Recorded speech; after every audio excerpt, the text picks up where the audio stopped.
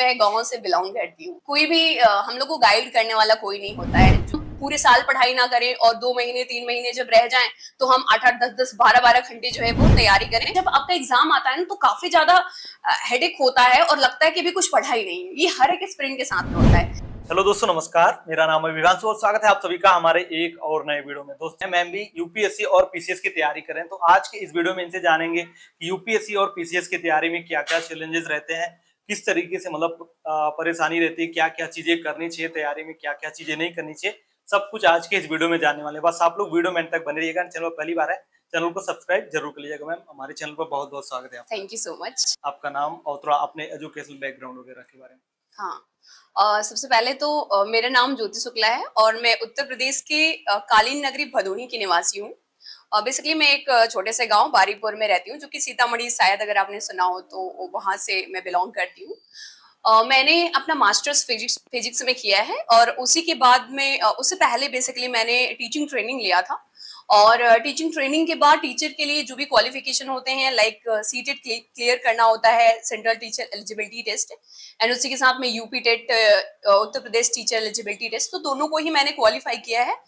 उसी के साथ में टीचिंग एक तरीके से मेरी हॉबी है, तो मैं उसको पूरी तरीके से जीती हूँ, काफी एंजॉय भी करती हूँ। तो टीचिंग से मुझे काफी कुछ सीखने को भी मिलता है। बच्चों को मैं देती हूँ कुछ चीजें और बच्चों से मैं कुछ चीजें सीखती हूँ। तो मैम से आपके तरीके बहुत सारे ऐसे लोग हैं जो मतलब कहीं चाहे गवर्नमेंट जॉब में हो या फिर मान लीजिए प्राइवेट ही कहीं पढ़ा रहे हैं या फिर कहीं जॉब कर रहे हैं, तो उनके साथ सबसे बड़ी प्रॉब्लम ये होती है टाइम मैनेजमेंट का। क्योंकि आप तो मतलब अपना टाइम कैसे मैनेज करती हैं और उन लोगों को क्या मतलब सजेशन देना चाहेंगी कि टाइम मैनेजमेंट करके वो अपनी तैयारी आगे मतलब यूपीएससी और पीसीएस के लिए कंटिन्यू करें। टाइम मैनेजमेंट यही है कि शाम को ही बेसिकली अगर आपका टारगेट बना हुआ है ना कि हमें सुबह में 2 घंटे ये चीज पढ़नी है, तो अगर आपने सुबह में कर लिया उतनी चीजें तो आप पूरे दिन को एंजॉय भी करते हो, आपको ना एक गिल्टी फील नहीं होती है। अदरवाइज अगर आपने सुबह नहीं पढ़ा और आपका पूरा दिन वेस्ट हो गया ना, तो शाम को जब आप सोने जाओगे तो फिर आपको लगेगा कि यार आज तो हमने कुछ भी नहीं किया, मतलब पूरा दिन गिल्ट से। और जिस दिन आपके अंदर गिल्टी फील होगी, उस दिन मान लो एक दिन ऐसा हुआ, दूसरे दिन ऐसा हुआ, अगर ऐसा लगातार हो रहा है ना, तो वो गिल्टी आपको जीने नहीं देगी। आप वो गिल्ट में ही भरे रहोगे और आपके प्रिपरेशन में बहुत ही ज्यादा बाधा आएगी। तो बेसिकली आप पर डे का एक टारगेट डिसाइड करो। पर डे का हो सकता है, पर वीक का हो सकता है, पर मंथ का हो सकता है। तो टारगेट छोटा बनाओ और उसको पूरी करने की कोशिश करो, तो ये मुझे लगता है कि ये सही होगा। इसके लिए कोई स्पेसिफिक मतलब टाइम टेबल वगैरह होना चाहिए? जैसे कि पहले क्या होता था जब इंटर में होते थे या फिर उसके पहले जब पढ़ाई होती थी, तो ये होता था कि मतलब इतने बजे से लेकर इतने बजे तक ये पढ़ना है, इसके बाद ये पढ़ना है। ऐसा मतलब बहुत सारे स्टूडेंट टाइम टेबल अपना बनाते हैं, तो मतलब इसका भी कोई टाइम टेबल कुछ ऐसा बनाना चाहिए, शेड्यूल करना चाहिए। हाँ, ये बहुत सारे लोग बोलते हैं कि ऐसा करना चाहिए कि हमें 4 घंटे पॉलिटी पढ़नी है, 5 घंटे हिस्ट्री पढ़नी है, 5 घंटे ज्योग्राफी पढ़नी। आई थिंक घंटे जो है वो मैटर नहीं करते। और जितने टॉपर्स आपने देखा होगा, टॉपर्स का इंटरव्यू, तो वो भी बताते हैं कि जो है घंटे मैटर नहीं करते। हाँ, हाई स्कूल इंटर लेवल अलग हो गया, वो हमारा एकेडमिक है। इवन आप ग्रेजुएशन भी कर रहे हो तो वहां पर भी हो सकता है आपका ग्रेजुएशन, पोस्ट ग्रेजुएशन, आपके एकेडमिक चीजों में आप ये चीजें कर सकते हो। लेकिन जब आप प्रिपरेशन में आते हो ना, क्योंकि यहाँ पर सिलेबस बहुत ब्रॉड है, अब उसको करने के लिए आपको ये देखना होगा कि आपने कितने घंटे में उसको पूरा कर लिया। ऐसा भी हो सकता है कि आप 2 घंटे में पूरा कर लो, 3 घंटे में, या कभी कभी ऐसा भी हो सकता है कि आपको 2-3 दिन लग जाए। ठीक है, तो ये मत सोचना कि बहुत सारे लोग ऐसा करते हैं ना कि अरे हमने लक्ष्मीकांत तो 2 दिन में पूरी कर ली थी, लक्ष्मीकांत हमने 5 दिन में पूरी कर ली थी। या कोई भी एग्जाम हो, कोई भी बुक हो, ठीक है, स्पेक्ट्रम की बुक हो गई, लक्ष्मीकांत की हो गई, सतीश चंद्रा की हो गई, या कोई भी बुक, तो ये नहीं देखना है आपको। तो मुझे लगता है कि टाइम टेबल नहीं, टाइम टेबल इस तरीके से बनाओ कि हमें ये एक टारगेट दे करके कि आज या इतना सिलेबस हमें खत्म करना है, तो आप उसको कर लो और फिर उसी अकॉर्डिंग, उसी रूटीन में आपको काम करना है। तो टाइम टेबल बच्चों जैसा नहीं, एक अच्छे एस्पिरेंट की तरह, एक जो एक्सपीरियंस यूपीएससी और यूपीपीएससी मांगता है, क्योंकि ये मल्टी डाइवर्स चीजें जो है वो एक्सप्लोर करने को कहता है। अगर आप इस तरीके से करते हो तो आपका सिलेबस भी पूरा होगा और आपका प्रॉपर सारी चीजें जो होंगी टाइमली। मैम, आपका मीडियम क्या है मतलब तैयारी का, और आपने अभी तक यूपीएससी और पीसीएस के लिए कोई अटेम्प्ट दिया कि नहीं? हाँ, मीडियम की अगर बात करूँ तो मेरा मीडियम जो है वो बेसिकली हिंदी मीडियम है। क्योंकि हिंदी मीडियम लेने का मेरा ये मतलब था कि ऐसा नहीं है कि मैं इंग्लिश में जो है कंफर्टेबल फील नहीं करती हूँ। मैं इंग्लिश मीडियम स्कूल में ही पढ़ाती हूँ। और वहां पर मैं कंफर्टेबल फील करती हूँ, बच्चों को पढ़ाती हूँ, तो ऑब्वियसली बात है कि हम कर सकते हैं। बट ये है कि हमारी स्कूलिंग जो है वो पूरी हिंदी मीडियम में हुई है, तो इस वजह से मैं अपने आप को सोचती हूँ कि हाँ, क्योंकि यहाँ पर बेसिक चीजें ज्यादा पूछी जाती है ना, एनसीईआरटी का बहुत रोल होता है, और एनसीईआरटी वगैरह हमने जो बेसिक चीजें पढ़ी है वो हिंदी में पढ़ी है। तो अगर हम इंग्लिश पढ़ रहे हैं तो इंग्लिश पढ़ करके मुझे जितना लगता है कि उतना हम एडवांटेज नहीं उठा सकते हैं, क्योंकि हमें अपने स्ट्रेंथ पर काम करना होता है, हमें अपने वीकनेस जो है उन्हें और भी ज्यादा नेग्लेक्ट करना होता है। पिछला अटेम्प्ट हमने दिया तो बेसिकली जैसे हमने बताया कि टीचिंग मेरा रहा है, हॉबी रहा है, उसको मैं पूरा जीती हूँ। तो मैंने वही टाइम अच्छे से नहीं दिया, तो इस वजह से मैं पिछले अटेम्प्ट जो है वो क्लियर नहीं कर पाया।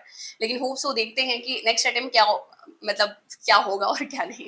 तो जैसे कि जब एस्पिरेंट नई नई तैयारी स्टार्ट करता है, कहीं ना कहीं आपने जब अपनी तैयारी स्टार्ट की, स्टार्टिंग के लिए आपने मतलब गाइडेंस कहाँ से लिया?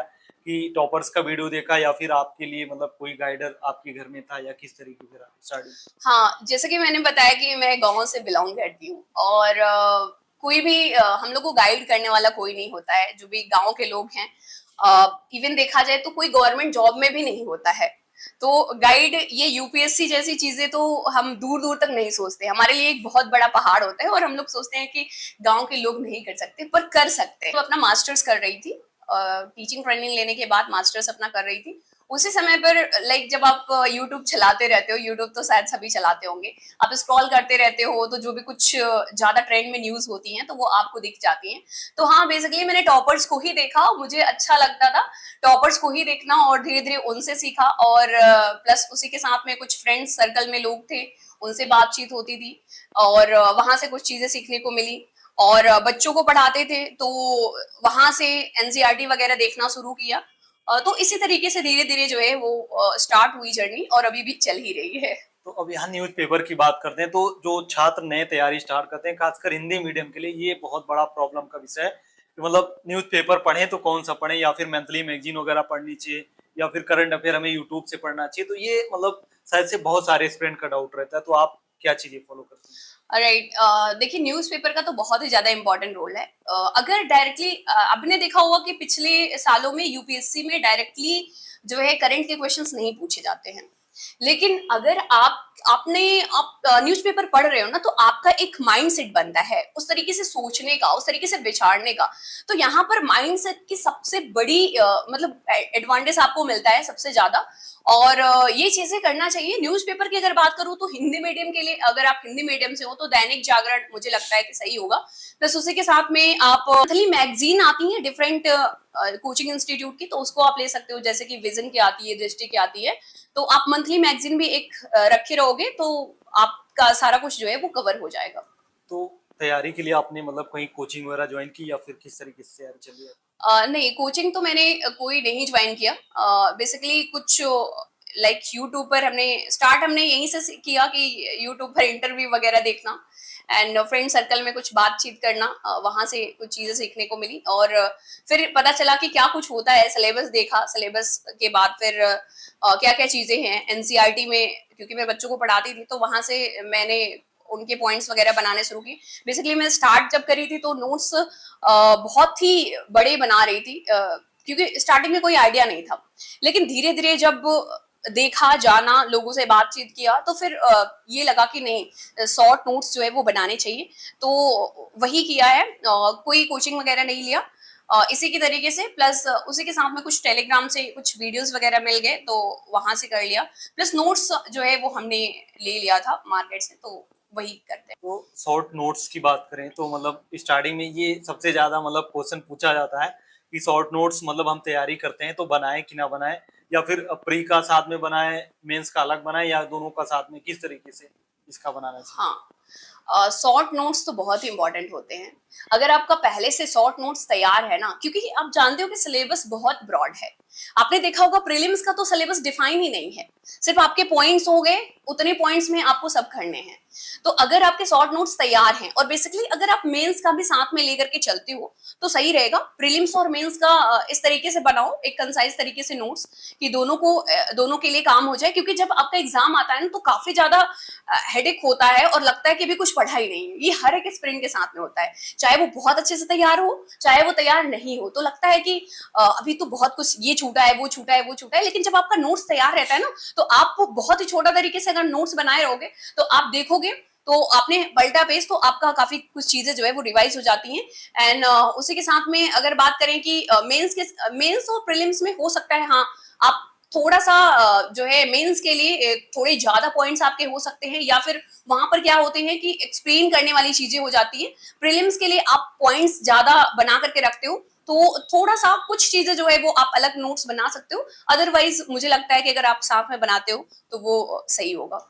जैसे कि इतना दिन हो गया आपको तैयारी करते हुए, आपने बहुत सारी चीजें हो सकता है सीखी हो एज ए एस्पिरेंट, तो हम ये जानना चाहेंगे हमारे साथ जुड़े जो व्यूअर्स हैं उनको आप कुछ सजेशन दीजिए कि मतलब आपने जो सीखा हो कि ये चीजें इन तैयारी के दौरान करनी चाहिए या फिर ये चीजें नहीं करनी चाहिए। राइट, देखिए इसमें यही बड़ा चैलेंज होता है कि हम क्या करें और क्या ना करें।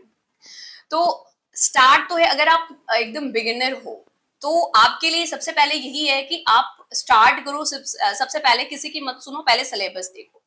हाँ, अगर आपके यहाँ कोई तैयारी कर रहा है तो आप उससे भले ही उससे गाइडेंस वगैरह ले सकते हो, पर ये नहीं कि टोटली आप उसी पर डिपेंड हो जाओ। मैं देखती हूँ कि बहुत सारे ऐसे लोग हैं कि बस दीदी ऐसे बताइए हमें क्या क्या करना चाहिए, भैया हमें बताइए क्या क्या करना चाहिए। ऐसे नहीं, आप हाँ उनसे गाइडेंस लो, बहुत ज्यादा उनसे बात भी करने की जरूरत नहीं है।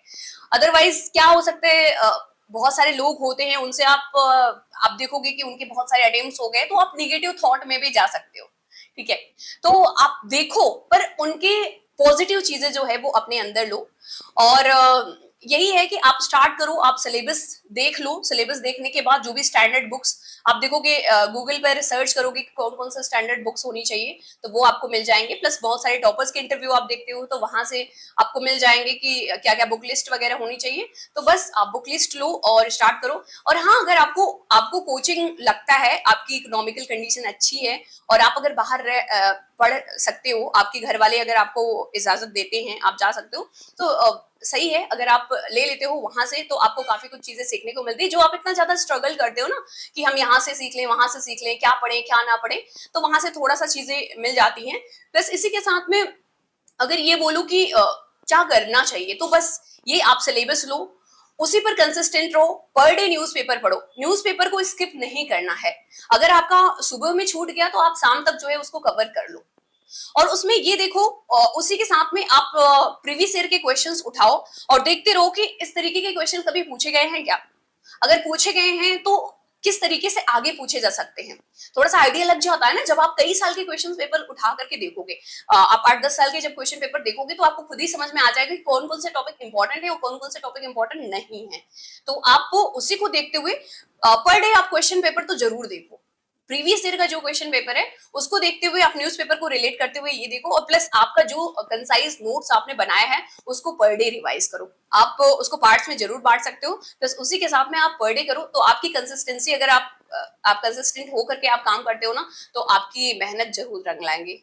ओके मैम, बहुत बहुत धन्यवाद, आपने थैंक हमारे यू। व्यूअर्स को इतनी अच्छी गाइडेंस दी।